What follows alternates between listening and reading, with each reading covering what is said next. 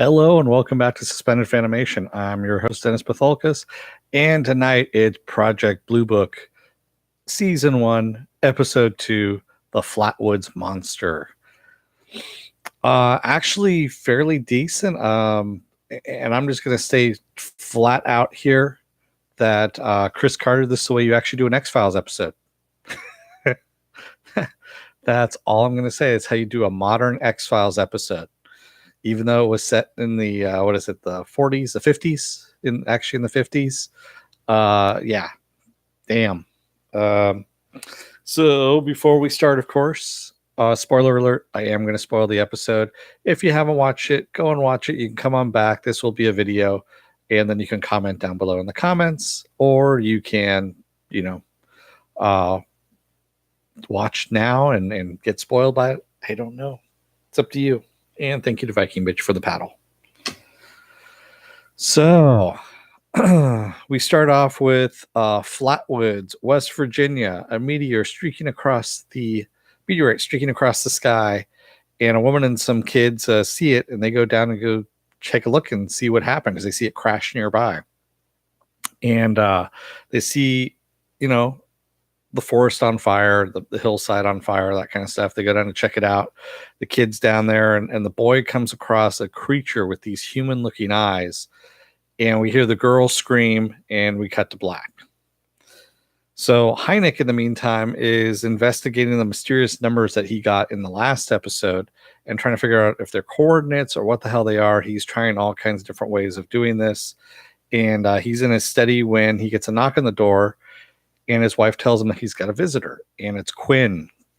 So he covers up everything, puts it away, and Quinn tells them about West Virginia and that they're going to leave, and he tells them behind the closed door, and Mimi, of course, is eavesdropping because she doesn't know what exactly he's doing with his work. He's very secretive because, of course, it's top secret work.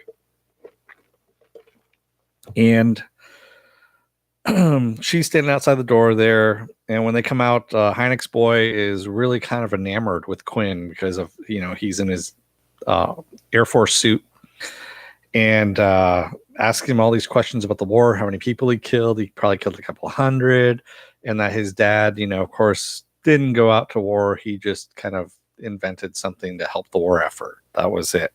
He doesn't seem too keen on his dad staying behind during the war.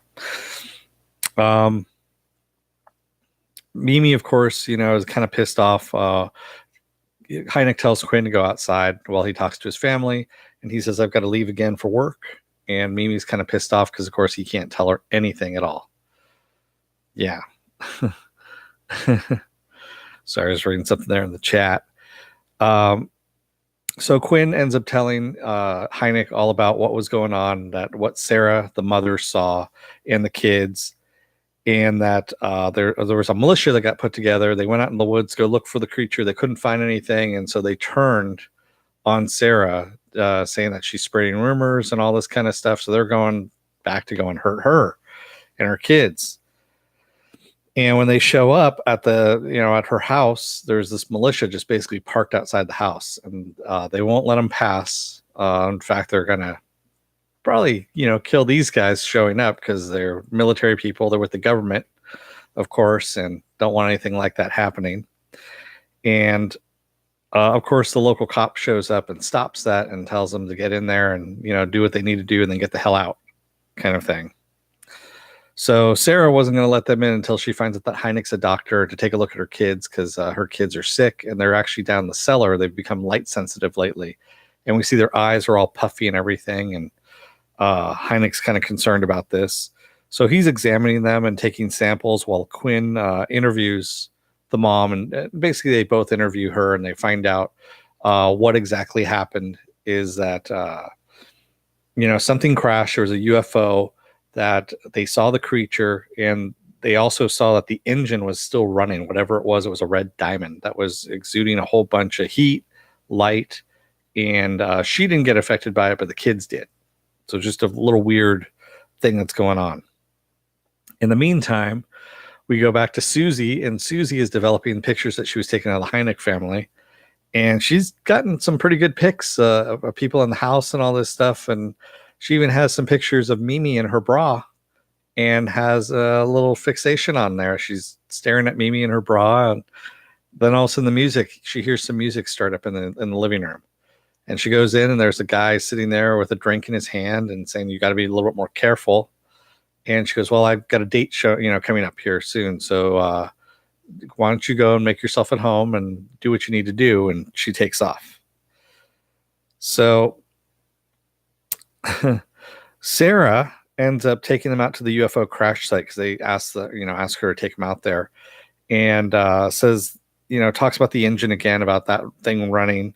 And Hynek and Quinn start investigating. They're looking around, and Quinn ends up climbing this tree, this burnt out tree. And he's saying there's something big crashed here. There was a seismic activity. There's a lot of stuff that shook around here. He climbs to the tree to get a better look around. He goes, "Yeah, this whole area is devastated." He looks off up onto the hillside and sees one of the guys in the hats that we saw in the first episode. And just as he sees him, he falls out of the tree. Hey, everybody. I'll get to you guys in the chat in just a little bit as I finish going over here, this little bit of a recap. So we see Susie ring Mimi's doorbell in more ways than one, and wants her to give her a tour of the town, as she said, and brings her out of the office. And we see she glances in and sees Hynek's office sitting over there as well with the door open, and knows where it's at. And as they go out, we go back to Quinn, and Quinn's using a Geiger counter to find. He's digging around. He's getting like really high readings with the Geiger counter, and finds this red diamond thing. It's buried under a whole bunch of soot and charcoal and stuff like that. And this is the thing that Sarah was talking about. So they call out the military, and the military, of course, are taking care of removing everything from that site possible. And Hynek is kind of worried about this because he wants to know if they're actually going to follow proper procedures. And Quinn says, "Don't worry about it. They're professionals. They're professors. They know what to do." So they're professionals and know what's happening. So Susie and Mimi are out in the town, driving around, and Susie wants to know where's a good place to go. Mimi asks her, "You want to go? Where do you want to go?" And she says, "I don't know, museum, movie theater." And then Mimi comes up with an idea. She goes, "Oh, I know of a place that serves cocktails and soup cans and reefer." And she's like, "Okay, that sounds like fun." And so she start telling Susie how to get there. And Susie's like, "Maybe you should drive." "Okay, pull over and I'll start driving." And Susie's like, no, just slide over underneath me. And of course, trying to get the physical contact thing going and all that stuff, which she does. And Mimi, is starting to get a little loosened up, if you will. So Hynek and Quinn end up spinning a story to Sarah and the kids, telling them it's the meteor that made them sick, that it could have had some uranium in it or some other kind of radioactive compounds. And Sarah's not buying it. She's like, "I know what we saw. We saw an alien. How do you explain that?" And Hynek's just about to try and explain that when Quinn pulls him aside and says, "You know what? We're done here. You don't need to go any further than this. We've already gotten our cover story. Let it go." And Hynek just really wants to try and find a way to explain the alien so that, he can explain it away. In the meantime, the guy that we saw with Susie in her house is going through Hynek's office, and he's planting a bug in the phone. And he's going through the office as well and just looking for everything he can. While Susie and Mimi are out drinking, and they're in this weird little bar, and it seems like it's out of Mimi's comfort zone. She says, "You probably went to all these kind of places in New York all the time." She goes, "For me, it's not that, fun." And Susie says, "Oh, well, wait a minute. I got something I got to do. I'll be right back in a moment." So she gets up, leaves Mimi by herself, and these two guys come crashing down next to Mimi and start kissing, which weirds her out completely. Remember, 1950s, two guys kissing openly on a couch, gonna freak her the hell out. She also gets hit on by a woman, and she's out of there, just completely out of there. Hey, Battle Marcus. Yeah, go on out, take a look at the episode, and you can come on back when it's a video. Talk to you later. So Heineck and Quinn go over and meet the other witness. There's another eyewitness to the alien, Evelyn Myers, and she's in a sanitarium because she's a little crazy after what she saw. And she says that when she looked into its eyes, it showed her the end of all things. And she said the guys who came before in the hats, when she told them about that, they were scared. And she says, you should be too. And they want to know more about the guys in the hats, is what Heineck wants to know, of course, because he's seen these guys, of course. Quinn ends up, they're sitting in a bar, Quinn and Heineck, and Quinn is basically saying the case is closed. You know what? We've closed it. And Heineck is pissed that Quinn, of course, wants to close this thing so fast. And Quinn finally asks, he goes, you know what? We never got over this. You know, we never went over this in the interview process. But do you believe that there's extraterrestrials, UFOs, and all that stuff? And Heineck says, in a mathematical probability, that we're alone is 0. He goes, but now, and so Quinn says, well, what about science-wise? What do you think about that? And Heineck says, well, you know, anything, we don't have the speed of light, of course, to travel. Even then, it's going to be pretty much impossible for people to get from, you know, world to world over large distances in a small amount of time. And he goes, so no, scientifically, no, I can't see that happening either. So he is both, you know, skeptic and believer at the same time at this point in time, whereas Quinn is a complete skeptic. And I'm kind of liking this. Again, Chris Carter, take some fucking notes, man. This is what you're supposed to be doing on the X-Files if you ever want to come back to Fox on this thing. You know, after that last horrible fucking season that you had. So, Heineck sees that Sarah, you know, talked to the press. He actually sees a newspaper, and they hightail it out to her house because they see the bar starting to empty out fast.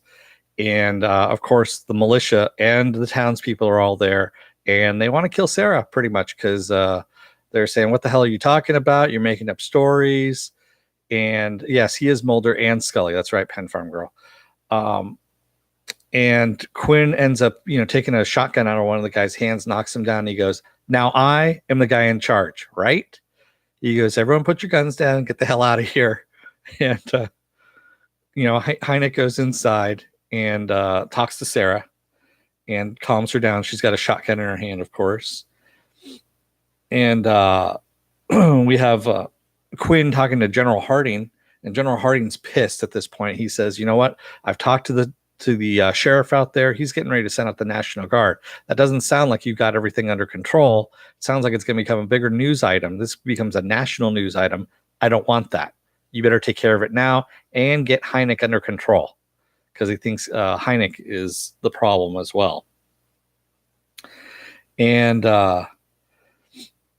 so Heineck is trying to figure out about the alien, about what they saw, and Sarah is dead set pleading with him that they did see alien, you know, an alien out there. And Heineck comes up with an idea. He grabs a dead rabbit that's hanging outside of Sarah's house and a flashlight and tells Quinn to follow him. And Quinn's like, what the hell are you doing? Where are we going? So Heineck puts the dead rabbit in the tree and makes this weird sound, this weird like call, bird call. And we see this owl come swooping down out of the sky to the dead rabbit up in the tree. And he shines a light on it. And he says, see, there's our alien right there. Because the tree looks like it has arms and things like that. And they do a press conference and explain their scientific explanation of what Sarah saw. Sarah's in the audience, of course, with her kids. They don't believe a word of it because they're like, we know what we saw. It wasn't a freaking owl in a tree. And they walk away disappointed. And in the meantime, Heineck sees one of the guys with the hats out in the crowd and tries to get to him, but he runs across the street, gets in his car, and takes off and drives away. So Heineck ends up going back to see Evelyn Myers, and she says that you know, the guy in the hat came to see her, and he's asking, is he here? And she says, he gave me this to give to you. And she gives him an envelope with a photo in it. And it's a photo with, you know, these weird symbols on it that he had seen before. And she says, the truth is like the sun. The closer you look, the more blind you become, which is one of the best lines that you're going to get. Again, Chris Carter, take some fucking notes, man, because this is what you need to be doing. Hynek leaves, and he's outside talking to Quinn out on the front steps of the asylum. And Quinn's like, you know what, man, just get over it. It's done. You know, you did a good job here. Everything's good, and we should be going. You know, don't worry about the whole alien thing. And he still wants to press the alien angle. He knows there's something there that happened, and he kind of wants to press this. In the meantime, inside the asylum, we see the guy in the hat come inside another door, approach Evelyn, and then Evelyn, of course, takes a swan dive out the window onto the steps, landing on the steps right behind them, and freaks, of course, Hynek the hell out at this point. Because who wouldn't when you see a dead, you know, some woman splattered to death right in front of you there on the steps?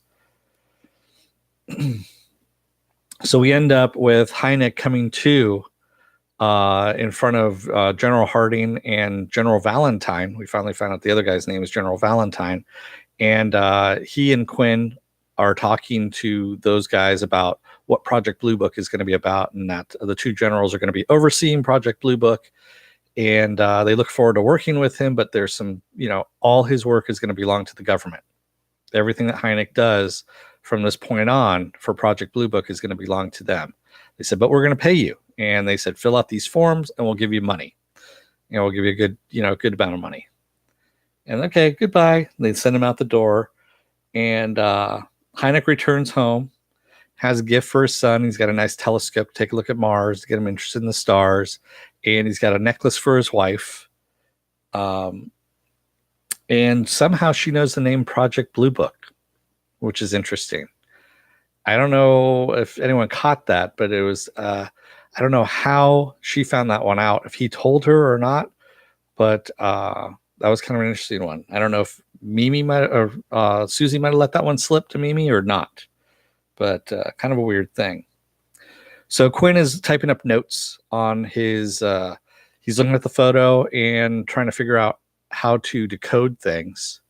Yeah, exactly, Pen Farm Girl. How did she know the name? That's the thing that kind of weirds me out. Like, how did she know it was called Blue Book?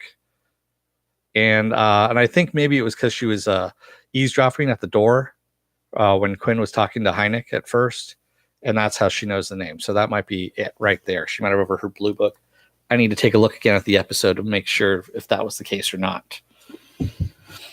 So Quinn ends up calling Hynek, and they're talking about, and I kind of like this thing where Quinn is calling Hynek at the end of every episode, and they're kind of going over what they just went, you know, the episode, if you will, kind of an epilogue. But Hynek is hiding things from him and working on something else, while Quinn is just kind of trying to wrap up and making sure that Hynek is all on board with him, while Hynek's got his own agenda at this point. In the meantime, we see that the bug in the phone is being listened to by Susie and the guy that works with her, and they're both Russian. She starts speaking in Russian, and they're Russian spies. Yes, so we know that she's actually now a Russian spy. And finally, we have Valentine and Harding discussing Hynek and how, you know, as a scientist, he will work, you know, for money. He's hungry for money, all that kind of stuff. So he'll get on board eventually. And they're discussing, you know, they end up going to this hangar, and the hangar has a ship, the alien body, and they're discussing how they need to protect the public at large from everything that's going on. And that's how we end the episode. Really damn good episode. I mean, this was the most X-Files episode I think I felt since the X-Files back in the 90s. And damn, yeah, Neil can steal a damn show or a series. He's actually Dum Dum Dugan. When he played Dum Dum Dugan, that's still my favorite character of his that he plays. Man. So what did you guys think? Did you guys like the episode? Joe Greer the third asks, to me, did you enjoy the episode when Mulder was trapped in the automated restaurant? No, I didn't. That whole last season was really just shitty. Just really, really shitty. Yeah, Chris Carter just shit the bed on that one completely. Yeah. I don't even consider that an X-Files season. It was just that bad. Penn Farm Girl says, can't blame Mimi. Something like that in that day would have freaked out a basic housewife. Yeah. Seeing two guys kiss and then getting hit on by a woman right afterwards. Yeah, I can see how it would freak her the hell out. Filthy News says, quick side note, Quinn was Enzo from the Vampire Diaries. Ah, okay. I never saw that show, but Penn Farm Girl says the actor playing Harding never plays a good guy. You just can't trust him. Yeah, Neil Donahoe. McDonough. There we go. God, it's hard to say his name. Yeah, he also played Damien Dark, Dum Dum Dugan, like I said before, in the Marvel movies. So, yeah. And the Russian, yeah, exactly, Filthy News. The Russian dude played an agent on the Stargate movie, Ark of Truth. He was actually in the Stargate series for a while as well. He's been, I think he was also in Travelers, since Travelers uses all those guys as well. It's all the old Stargate crew. So they are on Travelers on Netflix, and he was there too.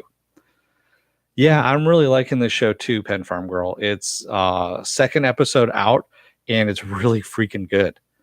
Like I said, I haven't felt like this since Future Man, about a series that's been going on. And really damn good. That's all I can say. If you haven't seen it, go and see it. The first episode is up right now on history.com, and you can watch it for free. I don't know if they're going to be doing all the episodes like that, if they're going to be making it so you can watch all of them for free on their website or not, but I think that might happen. Joker says, I'm a fanboy of Canadian genre actors. The Filthy News. I'm Canadian, Joe. All right. Yeah, and Filthy actually just got retweeted. Got a tweet liked by Project Blue Book and also the lead actor who plays Hynek on Twitter. Congratulations, man. Some good stuff. So with that said, if you like what you see here, hit the subscribe button, hit the like button, or the dislike button if you don't like me too. If you want to see what's going to be coming up next, hit the little bell there too so it gets notified of when I'm going to be doing the next video. Tomorrow night, Wednesday night, I'm going to be doing Season 2, Episode 2 of Future Man. That's right. I'm going to continue with the Future Man reviews. And yeah, just, I need to space it out a little bit. I'll let the feeling last because it's some good stuff. That's right. Future Man is tomorrow. And you can see my schedule. It's up on my website at suspendedfanimation.com. You can also see it on Facebook. I have a page there as well. And I'm on Twitter. And I'm on Instagram. I'm all over the place at the moment. What number? Joe Greer? It's episode 2 that I'm going to be doing a Future Man of season 2. So I did episode 1 on... Ooh, was that Friday? That was Friday. That's right. I did it on Friday. So there's going to be 2 episodes this week. I'm going to do episode 2 and episode 3. And then next week, I believe I'm going to just do 2 episodes a week is what I'm going to do. Since the entire season is dropped, it's kind of hard to... I don't want to do the entire season all as just one thing. I'm going episode by episode again. Because it's some really good stuff. So, if you like what you see, take a look at the subscribe button. There's going to be a little subscribe thing that pops up here. There's going to be a video thing over here. It basically matches what you might like out of my video library. And with that said, don't let the door hit your ass on the way out, because otherwise you might find out that the alien that you saw out in the burning field was actually an owl trying to eat a dead rabbit. Good night, everybody.